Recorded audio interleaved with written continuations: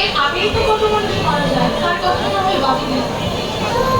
60 বছর মানুষের পরমায়ু, তার মধ্যে বাবা 20 বছরে তো আমরা ঘুমিয়েই থাকি,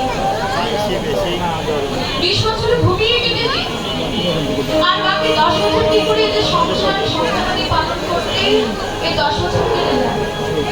তাহলে কত গেল? 20 আর 10 30 চলে গেল, বাকি থাকে 30। যখন মনে করলাম সংসার ধর্ম করে যে সংসারটা একটু বুঝিয়ে নিই, তারপরে হাতে মালাটা ধরে, তারপরে এই দেহটাকে গোবিন্দ সেবায় লাগাবো। হে গোবিন্দ, একটু বুঝিয়ে নিই, তারপরে তোমার নাম কীর্তন করব।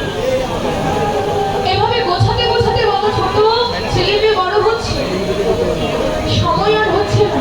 ছেলে মেয়েকে নিয়ে যাচ্ছেন স্কুল কলেজে কোচিং এ দিয়ে আসছেন নিয়ে আসছেন, সময় হচ্ছে না।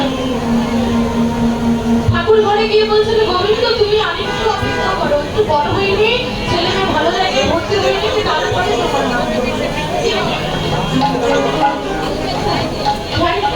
ছেলে মেয়ে বড় হলো, এবার যখন মনে হয়েছে না আমি তো বলেছিলাম ছেলে মেয়ে বড় হলে একটু তোমার নাম করবো, তখন আরেক জ্বালা, কি ছেলে মেয়ে বাইরে পড়াশোনা করে, কি যে করছে, খাচ্ছে না যাচ্ছে, কেমন রেজাল্ট করবে, ভালো জায়গায় চাকরি পাবে কিনা, এমন টেনশন করতে করতে চলে যায় গোবিন্দকে বলি আরেকটু দাঁড়াও, ছেলে মেয়ে বিয়ে দিয়ে তারপরে তোমার এই যে অপেক্ষা করতে বলি গোবিন্দ, আবার সবাই চলে যাচ্ছে, যেতে যেতে ছেলে মেয়ে বিয়ে দিলাম, আবার ছেলে মেয়ের ঘরেও এলো না।